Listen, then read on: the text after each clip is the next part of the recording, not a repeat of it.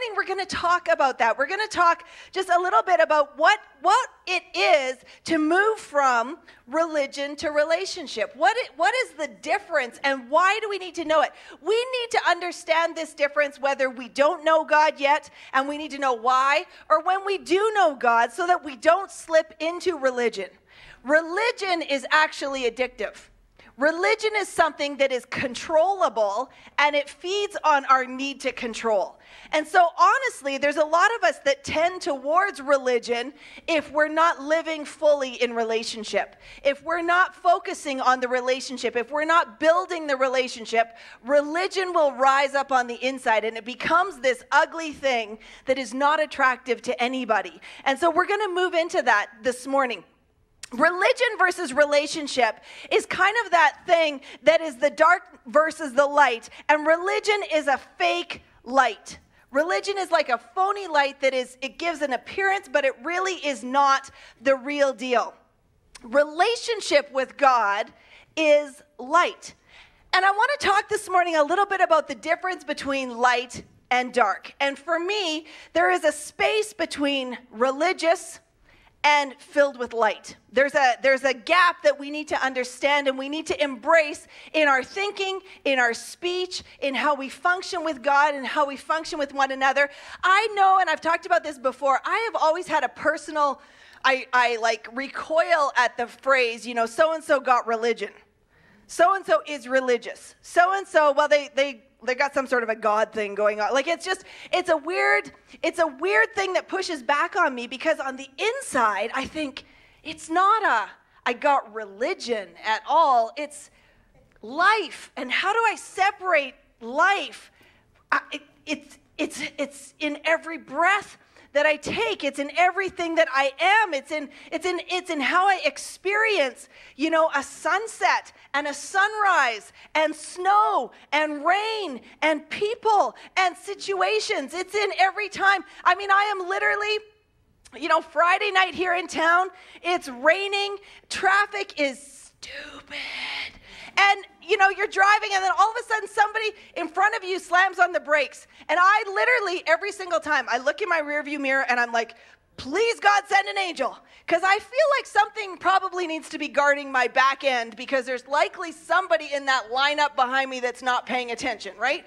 And everybody's tailgating so bad that the chances of me getting hit are pretty great. So in a moment like that, it's like, Jesus, I just know I'm going to need some God intervention, because the natural stuff is really, really not great right now. And I trust God more than I trust people. And it just comes out, But we have to be in a place where we understand that and we can express that well. Otherwise, it's not attractive to anybody. It's something that we need to look at. So looking at this concept of, I would call it light versus dark. And light versus dark is a concept that is all through the Bible. It gives us a foundation to function on. Light versus dark is something that we see, artistically. We know that anything that's light and bright is seen as good. Anything that's dark and gritty is kind of seen as evil. We know that, the old cowboy movies, even the old silent movies, if they wanted to convey that there was the good guy versus the bad guy, he wore a white hat or he wore a black hat, right? That was how you knew he's the good guy. And so you follow this white, black, light, darkness, this thing that's in there. And interestingly enough, like even children, why is it that as soon as things are dark, fear rises up? There's like this built-in thing that when there's dark, there's something that could happen. There's an unknown. There's some stuff that I'm scared of. There's a fear that's kind of attached to it. And when the light comes back on again, everything's okay. So we can see that even whether pre-God, with God, either way, we can feel a difference in the natural between light and dark. It's a built-in thing that I believe God's given us as an indicator. It's a thing that helps us understand who he is, because he is light. I was thinking the other night, even Wayne's been out working a lot lately. They did the Teepee Creek Rodeo, and they did the whole bunch of stuff the last couple weeks. But, so that means like he's coming home at 3 o'clock in the morning for multiple nights in a row. And so I'm like laying there in my house, in my bed. I know that I have locked all the doors. Everything's safe. I live in a good neighborhood, whatever. I hear this noise at like 12:30 at night. It's pitch black because it's cloudy, and I am instantly, in my head, I'm scanning my room for weapons. And I'm thinking, oh, I don't even think I have anything big enough to swing. And then I'm thinking, okay, in my office, I actually have 3 swords. And can I get to my office in time to get the sword if I need the sword? And then I'm thinking, the laws in Canada are kind of bad. I don't know what the self-defense laws are if I actually swing my sword at somebody. And I'm like going through, and I just like stopped. It's like, what on earth is going on with my head? But it was dark. And instantly, there's just these things that can come in the dark. So, of course, prayed that through, dealt with it, whatever. But it was like, what an instinctual thing that the dark holds something negative. It's like a human instinctual thing. And it really goes back to Genesis right at the very beginning. So we're going to look there just as a foundation to get us going today. Genesis chapter 1, in the beginning. So for those who are visiting in church today and wondered how long it was going to be, we are starting at the very beginning. And covering everything up until today. In the beginning, Genesis chapter 1, starting in verse 1. In the beginning, God created the heavens and the earth was without form and void, and in darkness. Darkness was on the face of the deep, and the Spirit of God was hovering over the face of the waters. Then God said, "Let there be light," and there was light.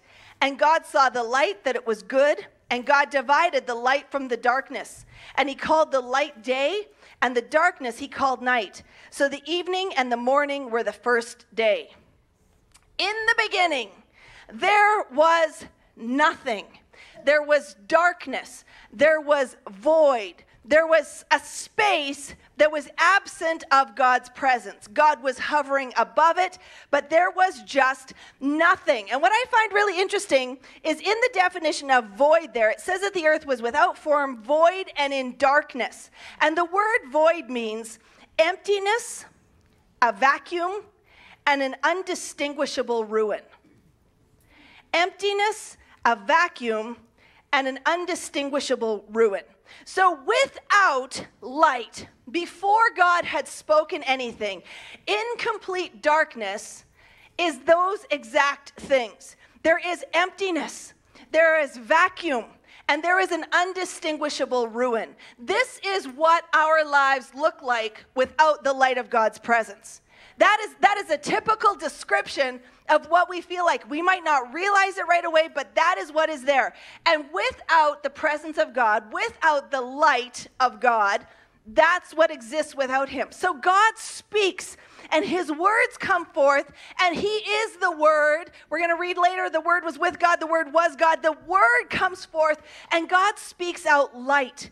And if we were to read further in that chapter, he on purpose said, he separates the night from the day. He puts a sun to rule in the day. He puts the moon to rule at night, stars in the night sky, so that there would never need to be in the natural realm actual darkness. He was putting this roadmap out in front of humanity. Everything in the natural realm points to God's stuff. Creation points to God. So from the very first things that we ever read about what God did or said, he was pointing us towards himself. So he created this space where as soon as he entered it, light entered and changed everything. And what was void, what was a vacuum, suddenly had substance, suddenly had what we see around us today. And I know some people struggle with the idea of creation. Pastor Les would be super happy to debate that with you at length. But he actually is very good at this. But the concept is, really, when you sit and look at, I really lean towards the idea that it takes a lot more faith to believe in evolution than it does in creation. Because when I look at my grandbabies, and I look at their fingernails and their eyelashes, and I feel their breath on my face, and I listen to their giggles, and I cannot help but think, this is the very breath of God right in my hands here. How could this have evolved out of a bang? How could this? So it makes way more sense to me to believe in intentional design, that God spoke forth life. And when I look in the summertime and I see all the flowers and I see the animals and I see the seasons and I see what's been created around me, it's too perfect. It's too diverse. It's too amazing. You know, honestly, we see life around us all the time, and we can just move past it without stopping and looking. But when we stop and look just for a minute, and you look at a blade of grass, you know, you look at the leaves on the trees outside here, you look at how everything works and functions together, how could it not be God? But God spoke it out of nothing. Those of us who have experienced God, who have experienced salvation, we are living that. God looked at the void of our lives and he spoke life into it, and we are living something out of nothing. Any one of us without him would be nothing. We would be broken. We would be damaged. We would be without hope, but he breathed life into us. I've never really, I often say with my walk with God, you hear my story all the time, so I'm not going to be doing a video, but you know, I grew up in church.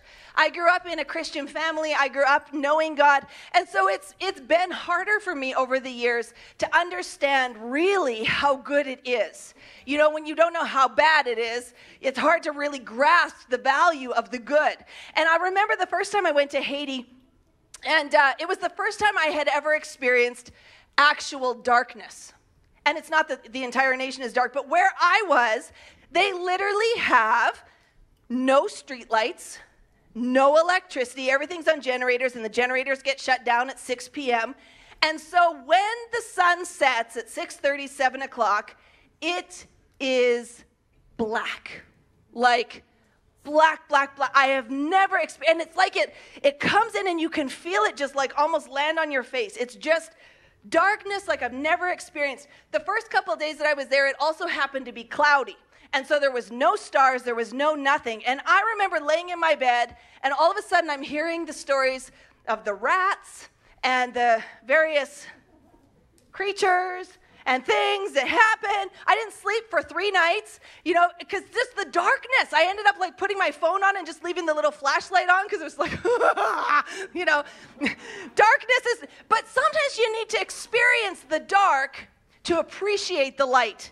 You know, and sometimes even just remembering what it was to be in darkness helps us celebrate the light and know the light and live in the light. And one of the things that I thought was so interesting is this whole concept of light and darkness, because I love to give you this random information that enriches your lives. But there was a Canadian scientist in the 50s who actually worked with the CIA. See, you're already interested, right? Professor Donald Hebb. Weird guy, I'm assuming, probably super smart, but the CIA hired him to conduct tests on sensory deprivation torture so that they could, you know, when they had prisoners that they needed to break quickly, could they break them without physically damaging them? So this was his job, was to find out how to screw up people's minds, I guess. And proud to be a Canadian on that one. So he actually did this sensory deprivation thing, brought people in, and they basically removed different stimuli and whatever to find out how long it would take for them to crack. And the average time in darkness was 48 hours. 48 hours in darkness and isolation will absolutely take somebody's mind and destroy it.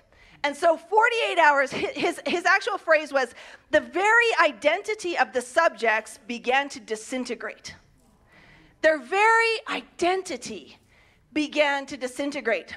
So oddly enough, the British decide to repeat the experiments in 2008. Anybody British? So they tried to just check it again because now we've got better science and maybe we find stronger people, stronger minds. So the one guy who they brought in, let's see, what's his name? Doesn't matter. The one guy they brought in was a comedian, Adam Bloom, and he decides, he actually thinks this is going to be funny, but he amuses himself for like entertainment, right? He's like, I'm a funny guy. So he thinks, even if it's 48 hours in my own head, I will have so much new material. I'm going to rock this thing. And so he signs up for it happily. He's going to get paid to do this testing, and he's going to have 48 hours to himself to write some new material. And within the first just little bit of time, he starts running through his material. He's in the dark, and he's alone. And he's running through material, and he writes a few new jokes, and then he finds himself not that funny. So he thinks maybe he needs a physical outlet. So he starts to do a little bit of exercising, and then he starts to do some pacing, and he's back and forth, which they say is a sign of a bit of a breakdown when it's happening in captivity, as this pacing kicks in because your body's trying to control the situation. And so he starts to pace, and then he's like, this is just crazy. I must just need to click over. So I'm just going to have a nap. Well, that screwed him up really bad, because when he woke up from his nap, he didn't know if it had been 20 minutes or 20 hours. So he wakes up from this, and he is at the end of himself. He has used up all the time he could possibly manage in his head. He's thought of every joke he can possibly think of. He's napped, he's exercised, and he thinks it must be they're going to come in any minute now and tell me this thing's over. It had been a few hours. And he snapped. And so here's the thing. Light and darkness in the natural reflects light and darkness in the spiritual. Physically speaking, it also explains a lot about us in northern Canada when we have very little light and people isolate in their houses. So the practical lesson there is get out, visit some people in the wintertime. It's good, little add-on information there. But their very identity starts to disintegrate. And this summer, we're talking about summer on purpose. We're talking about the fact that God has designed every single person with purpose, with an identity. The Bible tells us that every single person God has knit together in their mother's womb. He has dreamed dreams for them. He has written a book of purpose and hope for each one of us. He has spoken over our lives a plan that matters, an identity that's founded in Him. But when we spend too long in the darkness, we start to lose sight of our identity. Our very identity starts to be fractured away, and it's something that just really needs to be remedied by embracing the light. So I want to talk about that for a little minute, because some of us have experienced almost these same phenomenons in the spiritual sense. Spiritually speaking, light and darkness will reflect the natural. Light and darkness. Spiritually speaking, light is God. It is the presence of God. It is the nature of God. It is the character of God.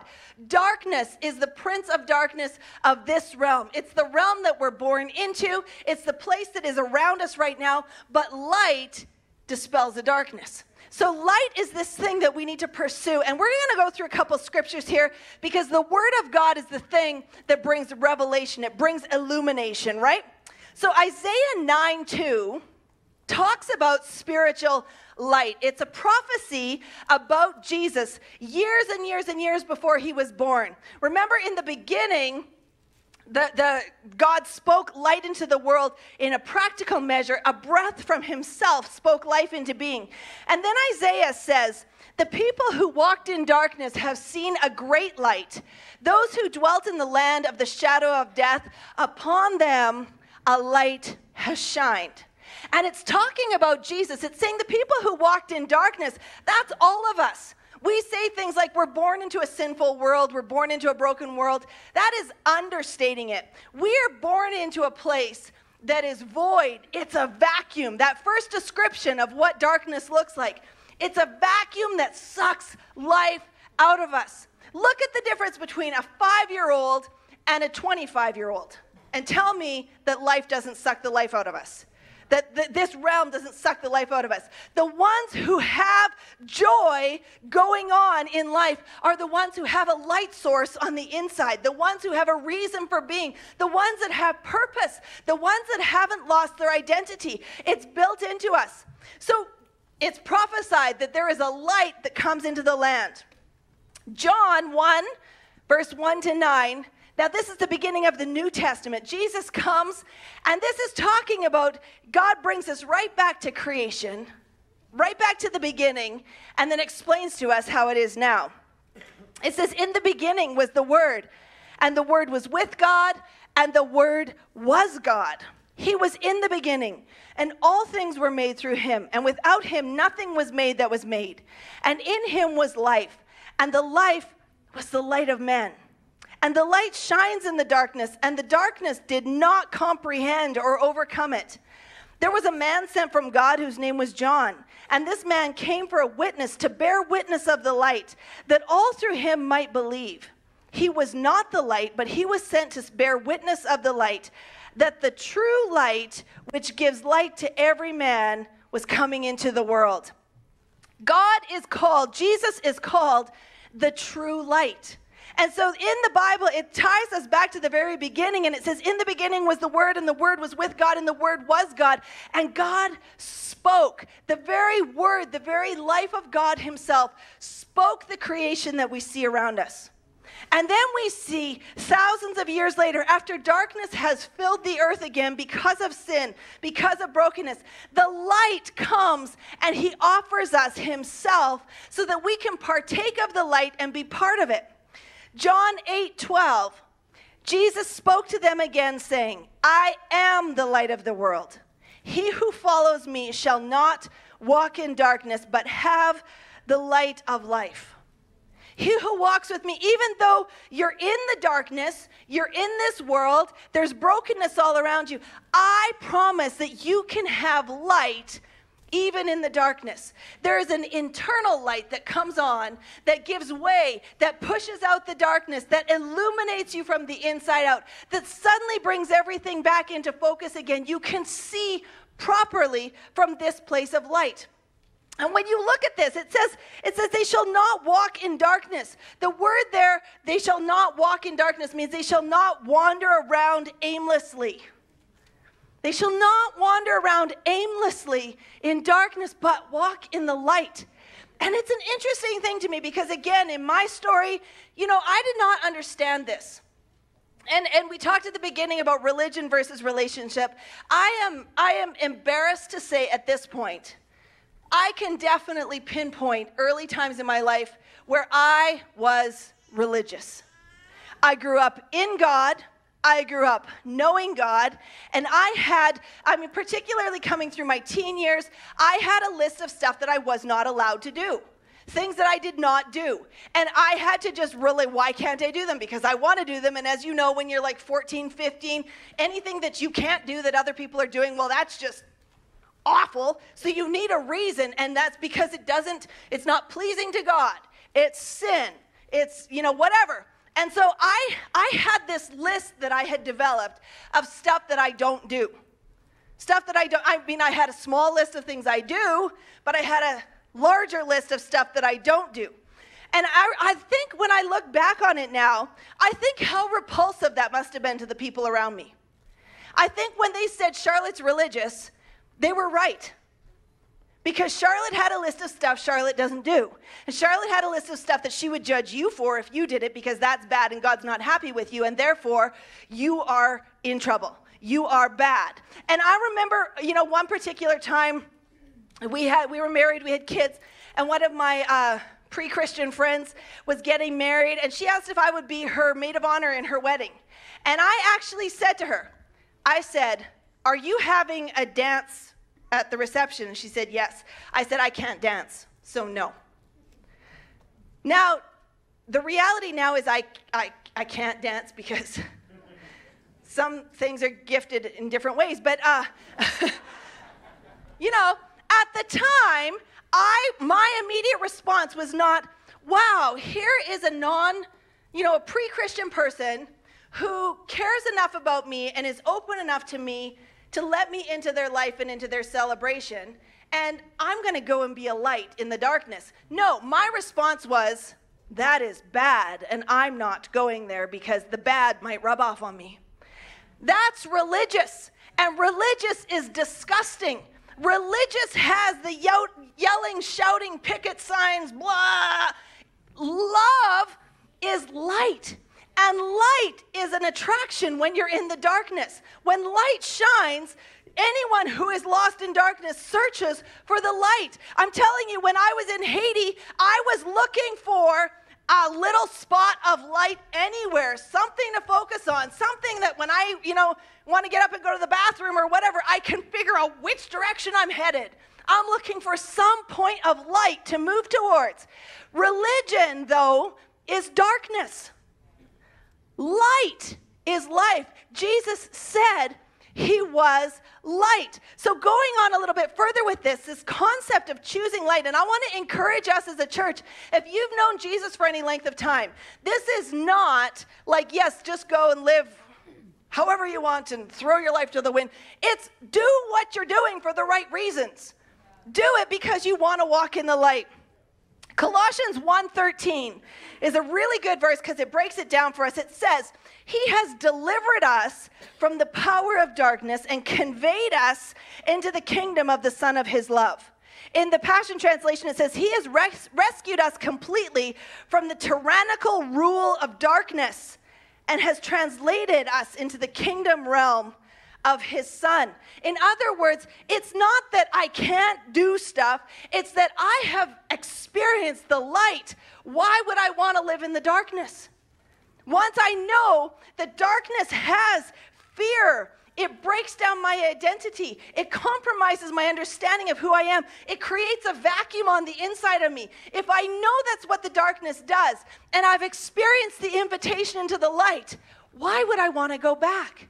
And God, it is about sin. The thing is, sin separates us from God, right? Sin, that's what the Bible tells us. Sin separates us from God, so we're living in that darkened space. But God offers us himself. He offers us forgiveness. He offers us freedom. He offers us life. He offers us light in the darkness, and we have the opportunity to engage it. What I think is really interesting about those sensory deprivation experiments is that it's about darkness and isolation.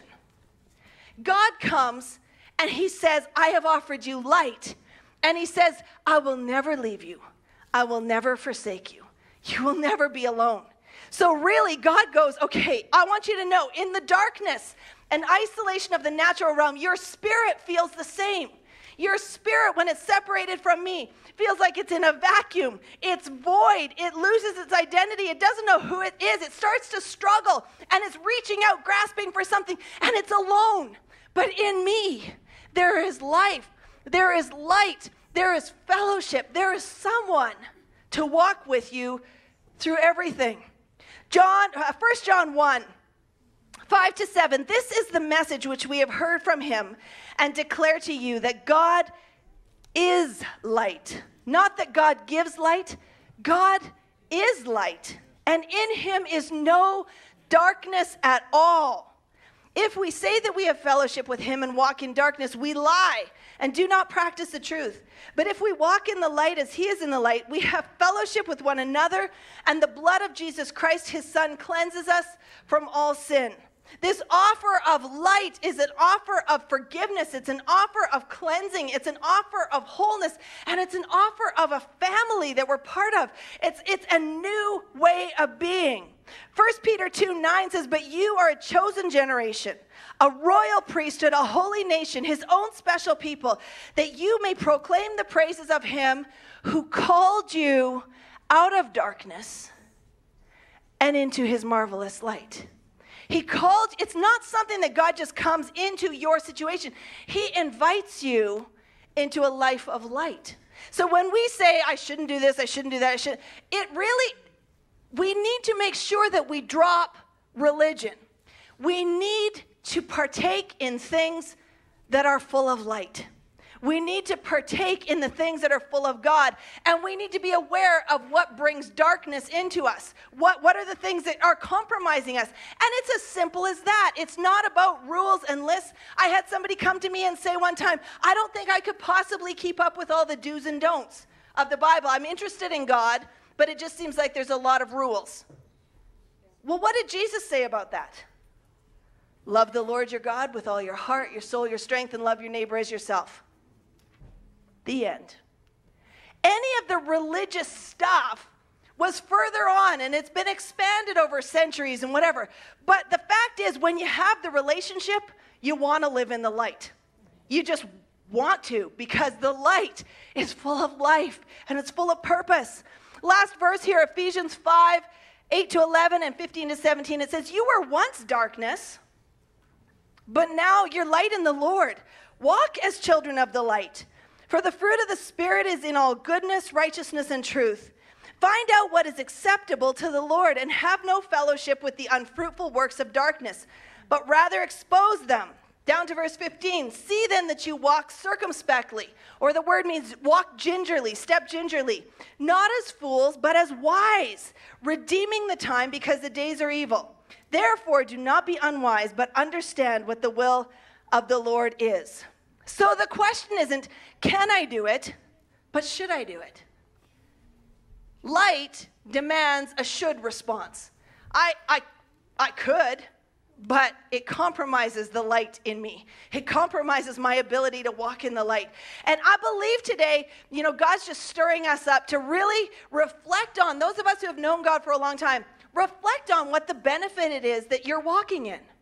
Maybe spend some time in your basement or your furnace room and shut off all the lights and just see how comfortable you are. See how bored you get, how aimless your life gets. Maybe some of us need to do a little sensory deprivation to see physically what is happening to our spirit when we choose to live in the dark, when we choose to function in the dark, because that's not where we belong. And some of us need to hear the stories of people who have been radically pulled from darkness to light so that we will remember to celebrate and stay in the light. The one who has called us out of darkness and into his marvelous light is waiting for us there. He's waiting for us to respond to him. So I'm going to have Jody come. Jody is an amazing woman of God who you guys all know. She's in the office, works in our reception desk. She's been doing a lot of the planning for our summer on purpose. And a lot of people just think Jody came out shiny. And I want you to hear her move from darkness into light this morning. So my story began in Weyburn, Saskatchewan, September 22nd, 1971. I have a younger sister and a younger brother, my mom, and then my dad, who passed away almost 2 years ago.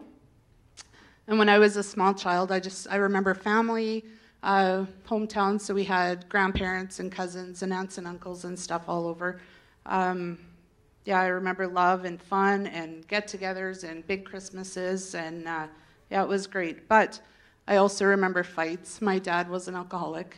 I remember Mom and Dad fighting a fair bit and waking up to it and holes in the walls. And Mom, if you're watching, I love you, but this is my story too. So I remember that too, and I remember kind of gathering my brother and sister and protecting them and loving on them when stuff like that was going on. Dad actually quit drinking when I was 6 years old, so these are pretty young memories that I've got of that. But even then, he was always an addict and always had that personality, so we never quite knew what to expect. Mom was very set on keeping him happy. And, if we were just really careful, my brother and sister and I, when Dad was away working, not so much, then we'd drive Mom crazy. But we moved several times through my school years. Dad was a painter, and he worked in the oil patch. So when the economy would go one place, then we'd kind of follow the work. So when I was in 4th grade in Fort Saskatchewan, Alberta, though, my best friend's father was a Pentecostal pastor. So I went to church with her, and it was amazing. I loved it. I loved the prayer. I loved the worship. I remember people with their hands up in the air and singing and running around, and it was crazy, but it was nothing I'd ever experienced before, but I loved it. Every Sunday morning, I loved going to church.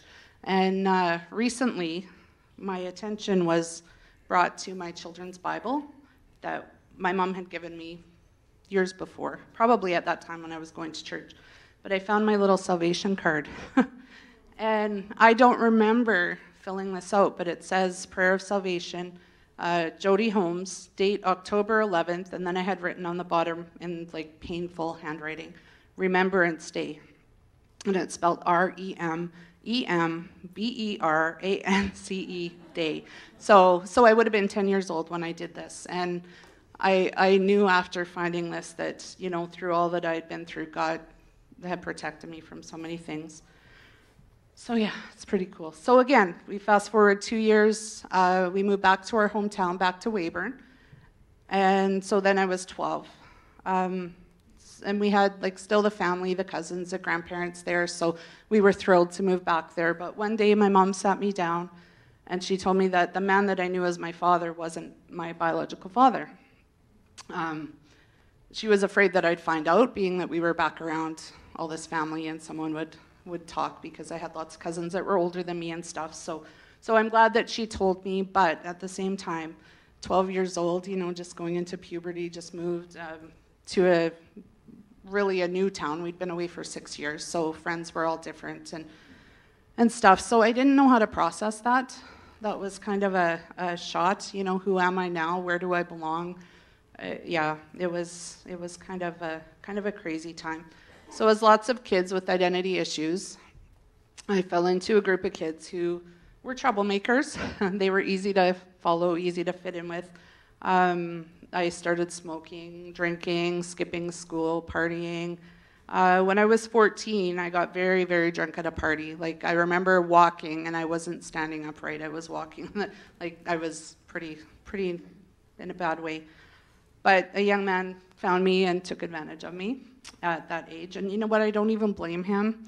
He was probably 16 and hormones and stuff, but that was the start of a spiral of more of the same, you know, boys and parties and skipping school. And I really think that I was just screaming for attention, you know, now that we can look back and see. And my identity, like, who am I? Who am I? And like I said, these people were easy to fall in with. As long as I had money and I could buy cigarettes and whatever, it was all good. So yeah, so I was looking in all the wrong places, of course. So then when I was 16 and going into grade 12, we moved again, this time to Sherwood Park. So this is going into grade 12, like another tough time to move. Our dad, he drank when I was young, he quit when I was 6, but he started drinking again in this time. So it was really rough, like not a lot of money. They couldn't sell their house in Weyburn, the economy was bad. So money stress, lots of fights, dad was drinking, just it was pretty tough. We lasted that year in Sherwood Park. We actually moved the day that was to be my grad day, so I went and wrote my last final exam. It was June 28th, that was my mom and dad's anniversary, and we moved to High Prairie, which again we were excited about because we had family there. And so we lived there for just a couple months, and I met my husband, Kelly, who's up doing lights today. I met him the day before my 18th birthday. Our first date was on my 18th birthday, so that's 28 years ago. So yeah, thank you. Mom and dad moved again. They finished that school year. My brother and sister, Lisa was in grade 11, so I believe Travis would have been in grade 10? No, 9. So they finished that school year, and then they moved again to Drayton Valley. And I did go with them to start with, but I lasted about a month, and I was finished with the moving. It was still pretty rough. So Kelly and his dad actually met me at the bus station in Edmonton. It's my brother and sister, and I had gone back to visit in Weyburn. So then I was done. I was a grown-up. I was done school, and I moved in with Kelly and his parents, and we got engaged December 1990. We moved to Grand Prairie shortly after that, and we were married March 14th, 92, and our daughter was born on March 29th, 92. So just before, but we did it. And then we had our son on February 7th, 94. So then my identity became Kelly's wife, Chelsea and Zane's mom. Still didn't really know who I was, but I knew who I had to be for them, and I was determined to make my children's lives a little bit different than mine was. So I was super protective, like fiercely protective of my children. I was their teacher, their protector, their defender. I had a day home for about 11 years. I think now just simply so I could be home with them and know what was going on with them and be there always, you know, super protective. So, and Kelly's focus, of course, was providing for us. He was and still is a great provider, hardworking man. And he had hobbies. He always has. He's got the Mustang now, but he's had motorbikes and skidoos. And so we kind of separated in that, where my focus was the babies and his was the work and stuff. And so a bit of a division there. But he joined the Wembley Fire Department when the children, they were only 3 and 5, so they were little. And then I joined when they were 10 and 12. I took the EMR course. I was active there for about 10 years, going to car accidents and house fires and medical calls and stuff. So I don't know. I know some of you are on fire department. Pastor Les, he did it for years. So you can appreciate how when you go through intense experiences like that, you get really close with those people. So they became our family. The only thing was there was a lot of drinking there too. So it was, we were together all the time. There was always a party at someone's house next weekend or someone's, even through the week sometimes. So our family kind of became what I hated when I was a kid growing up, the focus on the drinking and stuff like that. So yeah, I had joined to try and bring us closer together, to do something that Kelly and I could do together, but it actually divided us. So after 15 years, we were in crisis mode. We were living in the same house, but we were separated. We had already planned on and paid for a trip to Las Vegas, and I didn't want to go, but because it had been paid for and stuff, and he was counting on me going, and the kids were going to go see Grandma and Grandpa, so they were excited. I did go. That many hours on the back of a motorbike with the man that you're convinced that you don't want to be with anymore. We fought off and on all the way down. There was 13 people on 8 motorbikes, so there was other people we could talk to and stuff, but I hope that it didn't make them all too uncomfortable and, looking back again. But after a few days in Las Vegas, and when we were there, Kelly, he knew that I'd always wanted to renew our vows. So he offered to do that when we were there and stuff like that. So he was wanting to keep us together, but I was done. I ended up flying home after just a few days there, and he was to travel home with the group. But I think a day or two after I got home, he hopped on the motorbike and he actually rode home 1,800 kilometers in 24 hours. He decided he was coming home and he was going to save our marriage. And so I was a little surprised by that. After he got home, he convinced me to go to counseling, and I didn't think I needed help. I was good, but I was going to go for him and get him there and get him some help. And, I was going to go for the kids. And so after a few sessions, I started feeling comfortable and feeling safe. We went to Burden Bears, which is a great place in Grand Prairie. Christian-based, we weren't following God at all at that time, as you can understand. But I did. I felt some love there. I felt safe there. So I started sharing too, and sharing things that had happened early in our relationship that had hurt, that I'd hung on to, and I'm not going to go too deep into that. There's a lot of details, but that's another whole sermon. But I felt comfortable to talk, and he heard me. He listened. He changed. He made changes in himself to work on this. It's like the blinders came off. So God saved it. Our marriage is one that shouldn't survive. If we have an option or a chance to speak another time, you'll know that it should not have survived. It was about as ugly as it could get. But God saved it. He saved us, and he saved our marriage. So before our separation, I'd been invited to Victory Church several times. I had friends that were married, actually in Fort St. John, but by Pastor Paul. Visited babies in the hospital and met Pastor Jan. I was encouraged to go to a ladies' night where I heard testimonies, and every one of them I had something I could relate to, and these women were saved and had such awesome walks with God, and I just knew that that's what I wanted. And then I began attending Sunday services about 2011. I would just weep openly every time I went to church. Pastor Charlotte was actually leading worship then, and I thought it was her. I thought it was her voice. And she is a super talented worship leader, as we all know, but I was like, what is it about her, and not really attributing it to God and Holy Spirit moving and healing. And I remember still just feeling tingles head to toe and thinking, how do they do that? Like my flesh tried to figure it out, and God was doing his thing. So even thinking like they've got to have electricity running in under the carpet. So yeah, just incredible.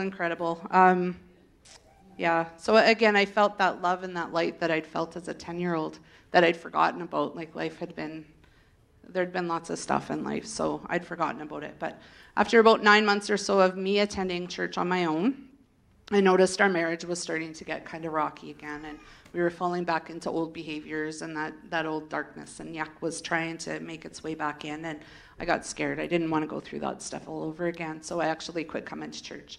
And but you know what? God had done something, and I still listened to Christian music. I still read my Bible. I still listened to worship music. That was when I Can Only Imagine came out by Mercy Me, and I would just weep every time that song came on the radio. It's just incredible. So I was taught, though, and I had started learning about prayer. So I prayed for him. I prayed that God would change him, that God would move his heart, and God would touch him. And he had lost his dad a few years before that. And so on Saturday, June 16th, 2012, we were out at a fire department function with Bob and Debbie. And Kelly said to Bob, I think I'm going to go to church tomorrow. And next day was Father's Day. It was in this building. We had just moved here. Yeah. So I was thrilled, and I've not looked back. The next month, actually, today is the 6th anniversary of my baptism, down at the Wapiti, or at the Bryan Park. And this was totally not planned. Pastor Charlotte actually texted me Friday morning and asked me if I would do this. And as I was writing it, I'm looking at the date and I'm like, oh, God just does these things, just to say, like, this is me, I'm here. This is for you, do this, right? And then, so I was baptized July 22nd, 2012. And then Kelly, who I prayed and prayed and prayed for, I knew that in 2013, in September, they were planning a baptism. And I thought about asking Pastor Paul if they would do it on my birthday, because I knew it fell on a Sunday, and I didn't. And guess what day it ended up being? September 22nd, 2013. So it's like God just said, here you go, Jody, here's your husband. Yeah, amazing. So after I was baptized, I was offered Christian counseling at Victory Church, and I accepted it with my knees knocking and the urge to run out the door so strong, but I sat in that chair and I did it, and I worked through it like for hours and hours and hours, and sessions and sessions and sessions, working through things. But I was shown God's love in it all. I was always treated with love and dignity and respect. And I knew I was healing on my own, but I needed help. Like, I needed help to understand. So when that hand was reached out to me, I took it. So, any of you that are in that place that you're not sure where to go next or what to do, and you're trying and you just keep seeing yourself go around the same mountain, please take the help that's offered here. There's great counselors here. Over the past several years, or after my baptism, I took a few night classes. And then in August of 2016, I was actually in a ministry we called Prayer Box Ministry. And we were praying for people who were supposed to be coming to school at our training center. And I prayed for them. I just said, God, give them what they need, stir them up. And when, I got stirred up. So I attended VMTC 2016 to 2017. I graduated with honors. And then our Chelsea Landry moved away, and I was offered the position that I have now. So, and it's just been an honor and a blessing to serve. It's been a crazy year of growth and learning and change, but awesome. Life is good now. Kelly and I are both active here. Me in the prayer ministry. He's on the tech team and the worship team. Our children are doing great. Chelsea she's engaged and just finished her first year of massage therapy training, and our son is a train conductor for CN. So when I was writing this, I got Ephesians 5:8. Once your life was full of sin and darkness, and mine was. It was full of sin and darkness, but now you have the very light of our Lord shining through you because of your union with him. Your mission is to live as children flooded with revelation light. So I'll just say, whoever you are, or wherever you are in your journey, know that God, your Father, is with you through it all. And when you're ready to reach out, he will receive you. And he will heal you. And he will show you that your identity is you are his child. And that's all that matters. And then on to 13. Whatever the revelation light exposes, and this is like the counseling stuff, the stuff that I was so scared to do, but it's so vital that you do it. Whatever the revelation light exposes, when you confess all that, It will also cover or correct, and everything that reveals truth is light to the soul. You know, when all that stuff, all that sin is exposed, it's got no power. There's nothing. The enemy's got no power. So, yeah, so it's so good. So that's the godly counseling, confession, repentance, you know, and I'm very glad I did it. I'm so grateful for the family that is in this place, that surrounded me and loved me through and continues to. So, and super blessed to be able to share this today. So thank you all for listening, and bless you.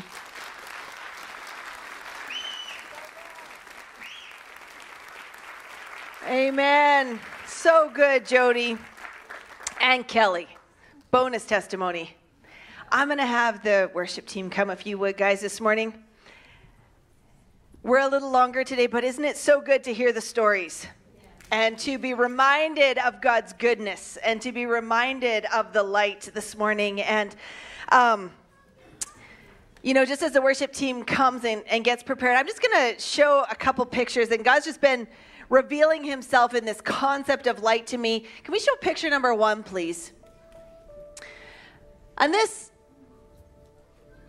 the simplicity of this picture is the simplicity of what God offers us, right? It's just light in the darkness. And when you're in that dark place, you hunt for that window. You hunt for that light. And when Jesus says, I am the light of the world, I am light, we hunt for that and we see it. And we can see it all around us. We can see it in the people around us who are living in the light. You can see it in Jody and Kelly's life. You can see it in Pastor Les and Bernie's life. You can see the light is present. But then there's a next step. And if we could show picture number 2. Next step is we actually have to reach for that. See, God presents it, but he always leaves us a choice. He always leaves us the option of receiving the light or not, receiving forgiveness or not, receiving salvation or not, receiving help or not. We can observe it and we can say it's good, and maybe I need that, maybe I want that, maybe I'll have 7 seconds to get there, you know, or maybe we can just reach out for it and receive it. Jesus said, behold, I stand at the door and knock. He always presents, and then he waits for us to receive it. But then the next step, if we can see picture number 3, please. We actually have to choose to walk out of the darkness and into the light. And for some of us who have been maybe born again for a long time, you have known God for a long time, the temptation is to sit in the darkness because there's just enough light that you can see your way around to survive. But God says, I have called you from the kingdom of darkness and translated you into the kingdom of light. We can either have his light illuminate the space of darkness, and we live in a place of we've made a commitment to God, we've received him, but we never change. We like the darkness too much. We like the things of darkness too much. Or we take the opportunity that he gives us and we walk out of darkness. And the word says, into his marvelous light. His marvelous light. Don't we want to know what's on the other side of that access window? Don't we want to know what it looks like and feels like to live in complete and utter light? Not perfection, but light. That's the invitation this morning. So would you stand with me?